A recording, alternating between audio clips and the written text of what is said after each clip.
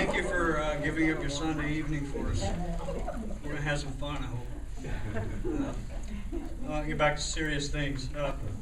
At first glance, it appeared that a cricket had crawled inside my nose, one of its thin hind legs, the only thing visible dangling from my left nostril. My eyes did a double take in the rearview mirror. A cricket in my nose. A very emotion, I know. I felt violated by nature, a natural sentiment for anyone when a bug invades a bodily orifice. I've read of people who go to their doctor to cure a clogged ear, only to learn that their hearing impairment is due to a cockroach covertly crawling within them while they slept. There are obviously some very sound sleepers out there, of which I am not one by choice, for I don't want to greet the morning having to decide whether to call my family physician or the organ man. At a stop sign, I did a triple take. It was still there, that cricket's leg.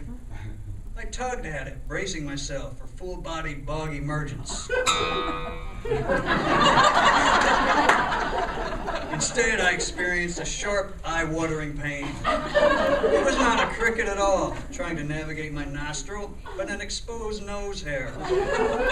My first experience with a nose hair gone wild. I was barely 40 then. Yet I felt like one of those old men who used to gross me out as a kid. When I saw hairs growing out of their ears and noses, I hoped I would never reach that advanced age when personal hygiene no longer is a blip on the radar screen. I'm certain nose hair overgrowth was what prompted The Who to sing, "I Hope I Die Before I Get Old." Once home, I snipped the hair with manicure scissors, rinsed it down the drain. Farewell, nose hair, my one-time freak of nature. Or so I thought. The hair returned a few days later, finding its way home like a dog dumped in the country. That's another cause. I snipped it again, unaware that a vicious cycle had been put in motion. It was as if that first hair was a scout, signaling to the horde of hairs behind it to, as the Price is Right's Johnny Olsen is wont to say, "Come on down!" The nose hairs continue coming on down. My resistance makes them more determined. They descend in droves now, like angry pack animals, determined to catapult me into the annals of the Guinness Book of World Records. I'm on full-fledged dangler alert at the onset of the slightest nose itch. The nose hairs tend to go rogue at inopportune times.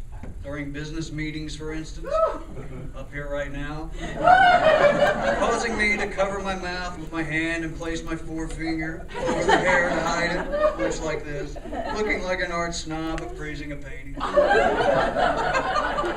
I have also developed the unsightly habit of curling my upper lip so that it raises my nose openings to feel for hanging hairs. I must look like I'm making fish lips. I gently blow into my nose to force the hair back inside. A temporary fix until I can snip it. During travel, I keep a battery-powered nose hair trimmer in my glove compartment. It's great for combating multiple hairs on the straight stretches.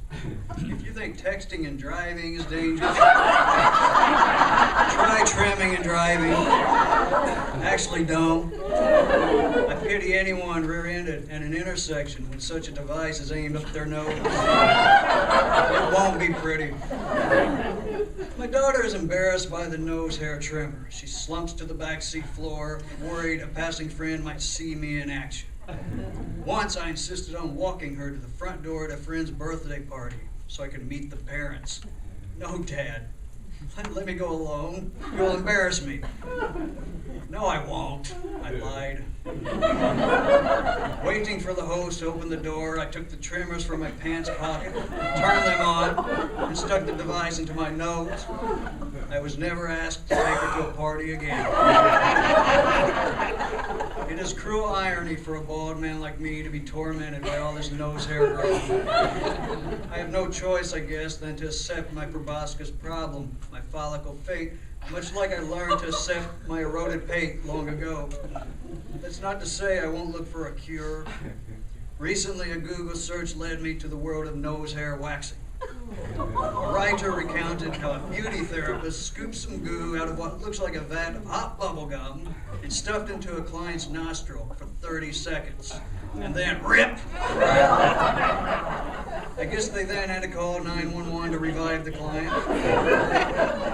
For now, much to the chagrin of my daughter, I'll say no to nose hair waxing and remain faithful to my pain-free nose trimmer. So look away, please. I'm currently making fish lips.